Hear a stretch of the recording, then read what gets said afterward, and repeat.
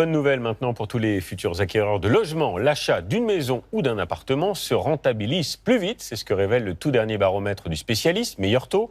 Il faut désormais 12 ans et 3 mois en moyenne. Dans certaines villes, la baisse est même spectaculaire. C'est le cas à Tours, en Indre-et-Loire, où sont allés pour nous Sigrid de Misoire, Elsa Théobald et Antoine Morel. On y va ? Oui, merci.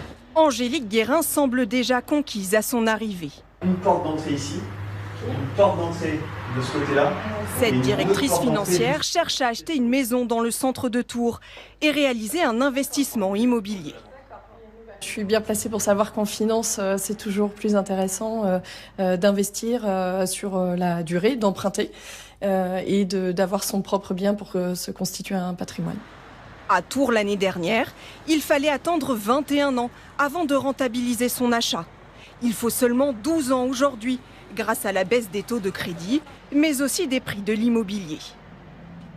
On constate effectivement que les prix ont quand même baissé. Il y a une nouvelle dynamique pour des acquéreurs et effectivement on peut amortir plus rapidement.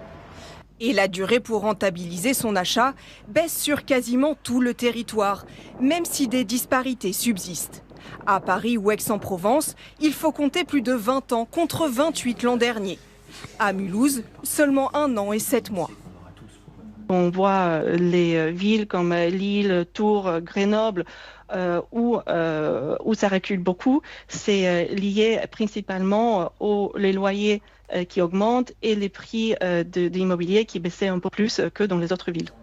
Acquérir sa résidence principale est plus intéressant que la location, mais seulement sur le long terme, car à l'achat, il y a des frais supplémentaires comme la taxe foncière ou les frais de notaire.